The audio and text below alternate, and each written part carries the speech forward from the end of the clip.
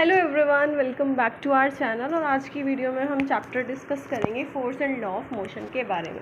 तो हम इस चैप्टर को दो पार्ट्स में समझने वाले हैं। फर्स्ट वन आपका फोर्स है and the second one is laws of motion. तो लॉज ऑफ मोशन का मतलब क्या है? मोशन बेसिकली क्या था? एक प्लेस से दूसरे प्लेस तक मूव करे ओवर द टाइम पीरियड, उसको हम मोशन बोलते हैं। उसके क्या क्या लॉज हो सकते हैं, क्या क्या नियम कौन कौन से साइंटिस्ट ने दिए हैं, वही हम आज की वीडियो में डिस्कस करेंगे। सबसे पहले हम फोर्स को समझ लेते हैं, फिर हम लॉज ऑफ मोशन पर चलेंगे। फोर्स वैसे तो आप जानते हैं, बहुत अच्छे से जानते हैं। किसी ने, हम बोलते हैं ना अपनी डेली लाइफ में, उसने उसको धक्का दिया, उसने उसको खींचा। तो हम जब ये वर्ड यूज़ करते हैं कि उसने उसको धक्का दिया, उसने उसको खींचा, उससे होता क्या है? उससे उस इंसान की पोजीशन बदल सकती है अगर किसी को धक्का दिया जाए। फॉर एग्जांपल, ये आपका कोई फ्रेंड है और आपने इसको अपवर्ड डायरेक्शन में, आगे की तरफ धक्का दिया। सो ये जो आपका फ्रेंड है, ये फ्रेंड आपका कहाँ जाएगा? आगे की तरफ जाएगा, एक डायरेक्शन ले लेगा। सबसे बड़ी बात है, अपनी पोजीशन भी चेंज कर देगा। तो हमने फोर्स, इसको बोल दिया जाता है कि हमने उस पर फोर्स अप्लाई किया। फोर्स ने क्या किया? मोशन को प्रोड्यूस कराया और पोजीशन चेंज कर दी। ठीक है, तो जो हमें समझ में आया बेसिक टर्म, खींचने को भी बोलते हैं ना। हमने बोला अभी कि कोई भी किसी चीज़ को खींचा जाए तो उसको भी हम फोर्स में कंसीडर करते हैं। सो हमें बेसिक सी चीज़ ये समझ में आ गई कि पुश करना है या फिर पुल करना है। किसको करना है? एक बॉडी को करना है। तो उसको क्या बोल देंगे हम? फोर्स। तो किसी चीज़ को धकेलना या फिर खींचना, उसको क्या बोला जाता है? फोर्स बोला जाता है। अच्छा, फोर्स क्या सिर्फ पोजीशन को ही चेंज कराता है? एक जगह से दूसरी जगह ही ले जा पाएगा ऑब्जेक्ट्स को, या कुछ और भी क्रिएट कर सकता है? तो इसके बहुत सारे इफेक्ट्स हैं, हम सबको डिस्कस करने वाले हैं वन बाय वन। तो क्या कर सकता है फोर्स? मूव करा सकता है कोई भी बॉडी। सपोज करते हैं एक फुटबॉल है, वो रेस्ट में है। स्टेशनरी मतलब कि वो रेस्ट की पोजीशन को लिए हुए है, रेस्ट में है। ठीक है, रेस्ट में होने की वजह से आपने उसको किक किया। किक करने से क्या होगा? उसके अंदर मोमेंटम, यानी कि उसके अंदर मोशन प्रोड्यूस हो जाएगा। सो ये जो हमारा फोर्स है, ये क्या करा रहा है? ये स्टेशनरी बॉडी को मूव करा सकता है। Very simple to know. ठीक है, दूसरा, a force can stop a moving body. कोई फुटबॉल आ रही है, बहुत तेज़ी से आ रही है, कोई बॉल आ रही है सामने से और उसको आपको रोकना है, तो आप क्या करेंगे? जो भी वो बॉल आ रही है, उस बॉल पे आप फोर्स लगा के उसको आप रोक भी सकते हैं। यानी कि मूविंग बॉडी को आप क्या कर सकते हैं? रोक सकते हैं फोर्स अप्लाई करके। थर्ड देखते हैं, फोर्स क्या कर सकता है? चेंज कर सकता है स्पीड को। स्पीड को चेंज कैसे कर सकता है? फॉर एग्ज़ाम्पल, कोई भी बाईसाइकिल आप चला रहे हैं, ठीक है, तो आपने उसकी स्पीड को चेंज करना है, तो आप उस पर फोर्स अप्लाई करते हैं, उसकी स्पीड को चेंज कर सकते हैं बाय अप्लाइंग ब्रेक। तो हम स्पीड को भी चेंज कर सकते हैं। दूसरी, फोर्थ बात, force can change the direction भी चेंज कर सकता है फोर्स। फॉर एग्जाम्पल, कोई पर्सन लेफ्ट में जा रहा है और आपको उसको क्या करना है? उसको आपको राइट में लेके जाना है, तो आप उसमें फोर्स अप्लाई करके, उसके धकेल करके, उसको आप धक्का दे करके, या फिर आप उसको खींच करके दूसरे डायरेक्शन में भी ले जा सकते हैं। और इसका और भी एक एग्जांपल देख लेते हैं कि एक बॉल है, वो आ रही है, सामने से आ रही है, और आपने उस पर फोर्स लगाया, दूसरे डायरेक्शन में भी आप उसको पहुंचा सकते हैं। तो फोर्थ पॉइंट क्या है? डायरेक्शन भी चेंज कर सकते हैं। अ force can change the shape और साइज ऑफ अ बॉडी। किसी भी बॉडी की शेप और साइज को भी बदल सकता है फोर्स। एक रबर बैंड को आप स्ट्रेच कीजिए, स्ट्रेच करने से आप उसकी साइज़ में क्या कर देंगे? इंक्रीमेंट कर देंगे, तो साइज़ को भी बदला जा सकता है और शेप को भी।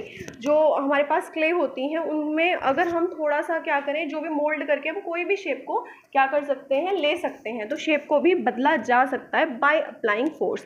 सो ये तो हो गए इफेक्ट्स फोर्स के, कि सिर्फ फोर्स पुश और पुल नहीं है, यानी पुश और पुल तो है ही, लेकिन पुश और पुल के अलावा जो उसके इम्पैक्ट्स हैं, वो ये भी हो सकते हैं कि फोर्स के टाइप क्या क्या हो सकते हैं। सो ये आपका बेसिकली 2 टाइप्स हैं फोर्स के। तो फर्स्ट वन इज़ बैलेंस्ड, जैसे कि नाम से ही पता चल रहा है कि बैलेंस मेंटेन करके रखेगा किसी भी बॉडी के अंदर, क्योंकि फोर्स क्या है? पुश और पुल है, और किसके अंदर है? बॉडी के अंदर है। तो जैसे कि इसके नाम से पता चल रहा है कि बैलेंस्ड फोर्स, मतलब कि बॉडी में बैलेंस को रखेगा, मेंटेन रखेगा, उसकी पोजीशन को चेंज नहीं कराने वाला। अब इसको समझते हैं बैलेंस्ड फोर्स क्या है।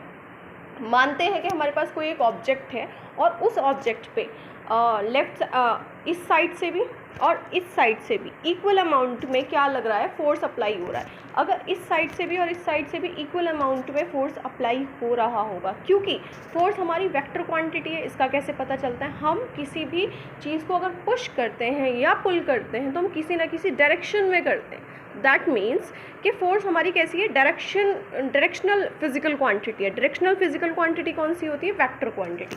सो हमने एक सपोज किया कि एक हमारे पास बॉल है और दो बच्चे इधर से फोर्स अप्लाई कर रहे हैं, उस पर 15 न्यूटन, और दो बच्चे इधर से भी 15 न्यूटन फोर्स अप्लाई कर रहे हैं। अब क्या होगा, अगर हम इनका रिजल्टेंट निकालें, मतलब अगर हम प्लस करें कि कितना फोर्स एक्चुअल में उस बॉल के ऊपर अप्लाई हो रहा है, तो हमें क्या मिलेगा, क्योंकि ये वेक्टर क्वांटिटी, क्योंकि ये डायरेक्शनल क्वांटिटी है, तो क्या होगा, अगर हम इस डायरेक्शन से प्लस के 15 न्यूटन कंसीडर करते हैं। अच्छा, न्यूटन क्या है, न्यूटन है फिजिकल क्वांटिटी की यूनिट, फोर्स की क्वांटिटी की यूनिट। इधर से भी हमने 15 न्यूटन कंसीडर किया, तो ये क्या होगा, माइनस का मान लेते हैं।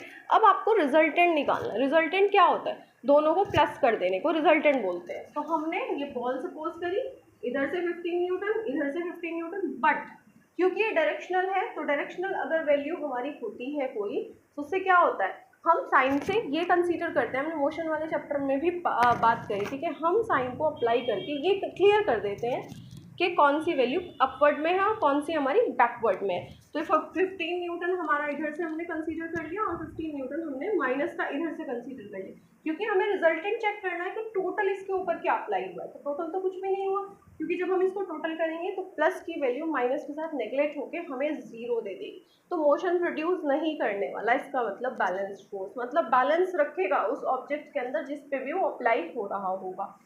तो बैलेंस क्या हुआ, अगर तो रिजल्टेंट जो है सारे फोर्सेस का सबको अप्लाई कर लीजिए। इधर से भी लग रहा है फोर्स, सपोज इधर से भी लग रहा है, ऊपर से भी लग रहा है, नीचे से भी लग रहा है, क्योंकि डायरेक्शनल है ना ये, क्योंकि डायरेक्शनल फिजिकल क्वांटिटी है।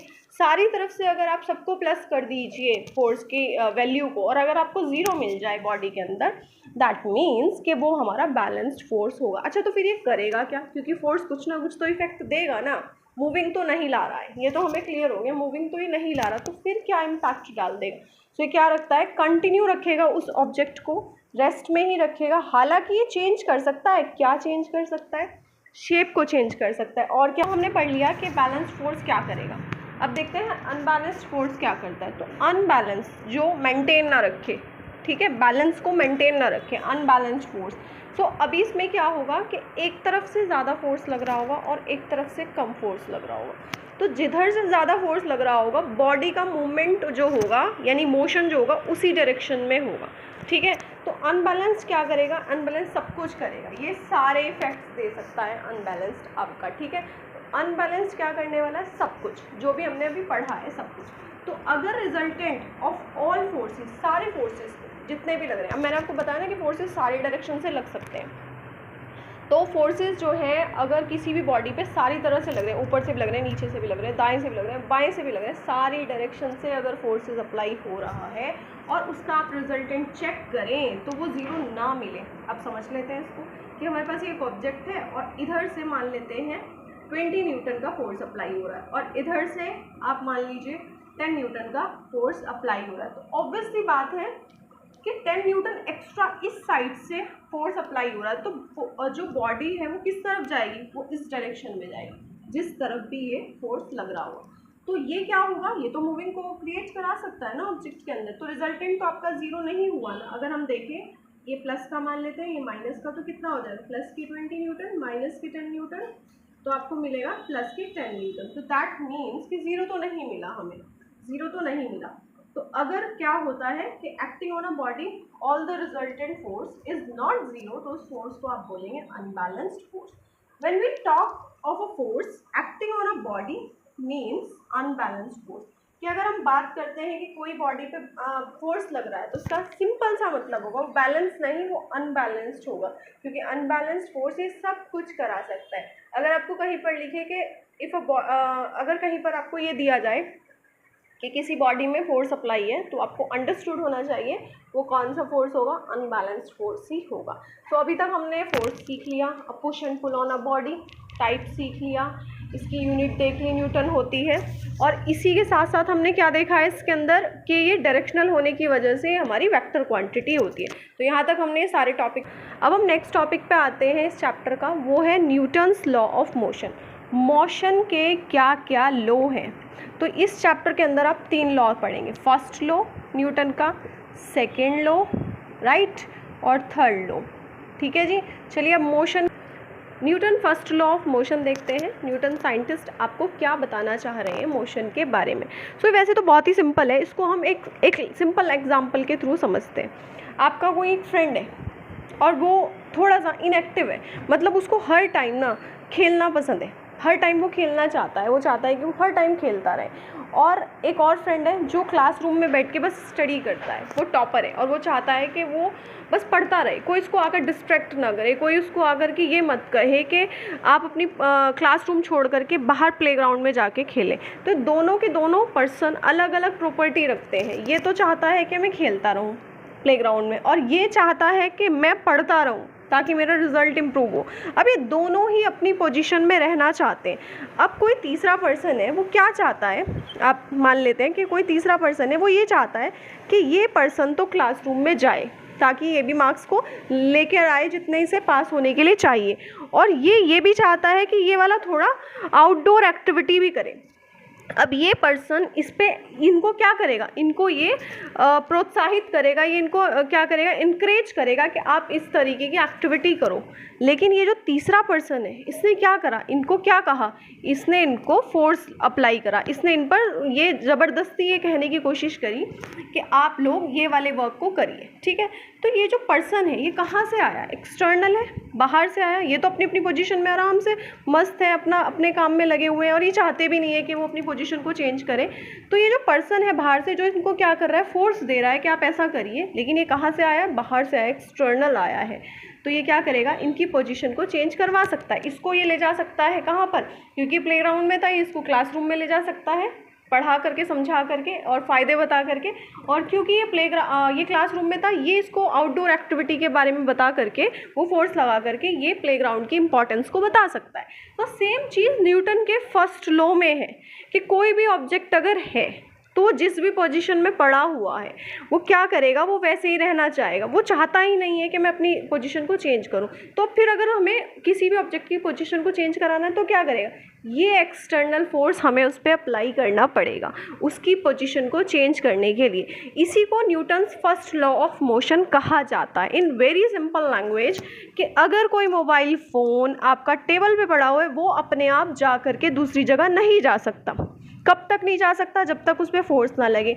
और कैसा फोर्स ना लगे, एक्सटर्नल फोर्स ना लगे, वो नहीं हिल सकता, उसमें मूवमेंट जो है कि नहीं आ सकता। सिमिलर वे में कि अगर कोई हमारी बॉल है और वो रोड पर स्ट्रेट लाइन पे क्या कर रही है, चल रही है, आपने उस पर थोड़ा सा फोर्स लगाया और वो चल रही है, अब वो चाहेगी कि मैं चलती ही रहूं, रुकूं ना, ठीक है। लेकिन अब वो रुक जाती है। कैसे रुक जाती है, क्योंकि ये जो सरफेस है ये क्या करता है, उस पर फ्रिक्शन अप्लाई करता है, उसको क्या करता है, रोकने की कोशिश करता है। ठीक है।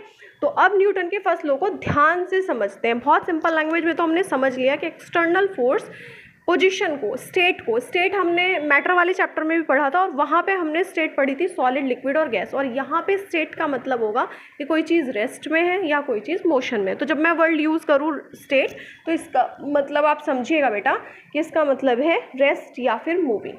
तो अब एक बॉडी एट रेस्ट, वो रेस्ट पे है। कौन सा था रेस्ट पे, ये वाला, प्लेग्राउंड में बैठा था आराम से, विल रिमेन एट रेस्ट। इसको ये कंफर्ट लग रहा है कि मैं तो ऐसे ही रहना चाहता हूँ, मैं ऐसे ही रहूँगा। और if a body at in motion, और अगर कोई बॉडी मोशन में है, जैसे हमने बॉल का एग्जांपल लिया था, विल कंटिन्यू इन मोशन, वो चाहेगी कि मैं मोशन में ही रहूँ। इन अ स्ट्रेट लाइन, अभी पढ़ा हमने स्ट्रेट लाइन में, कब और कैसे, यूनिफॉर्म स्पीड के साथ। अनलेस, कब तक, जब तक आप उस पर कोई एक्सटर्नल फोर्स ना लगाएं। अब जैसे ही आपने एक्सटर्नल फोर्स लगाया तो स्टेट चेंज हो गई। स्टेट मतलब कोई चीज़ चल रही थी तो रुक सकती है, और कोई चीज़ अगर रुकी हुई थी तो वो चल सकती है। चेंज क्रिएट हो जाएगा इसकी स्टेट में। स्टेट वर्ल्ड का आपको बार बार मैं बताऊंगी, तो इसलिए आप ध्यान रखिएगा। स्टेट से सिंपल सा मतलब है रेस्ट या फिर मोशन ऑफ यूनिफॉर्म मोशन। तो ये हमें समझ में आ गया न्यूटन्स फर्स्ट लॉ क्या कहना चाह रहा है। ठीक है। अब ये तो लॉ है Newton first law of motion. अभी एक और हम प्रॉपर्टी पढ़ेंगे, इनर्शिया। इनर्शिया भी बिल्कुल सेम है, बट अब ये क्योंकि प्रॉपर्टी है, ये लॉ नहीं है, ये प्रॉपर्टी है, हर एक बॉडी के अंदर ये क्वालिटी है।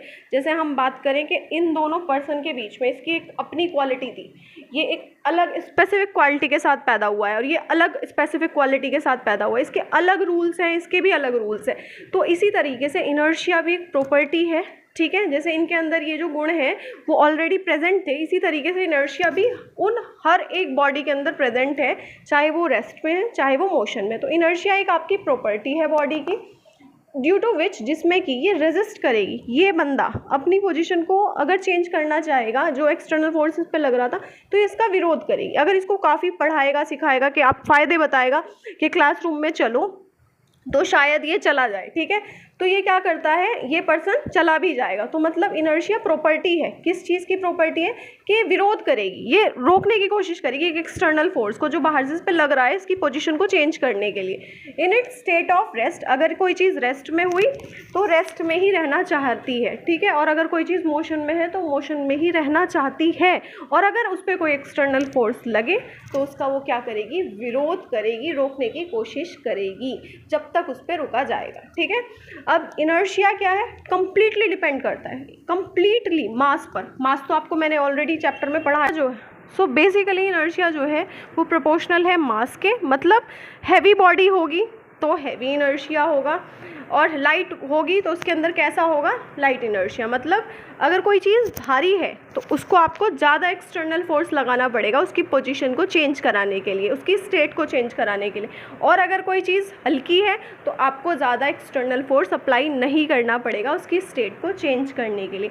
Is it clear? Newton's first law और इनर्शिया के रीज़न बेस्ड क्वेश्चंस देखते हैं। इसके बाद इस चैप्टर को भी हम पार्ट्स में डिस्कस करेंगे। ये आज आपका पार्ट 1 है और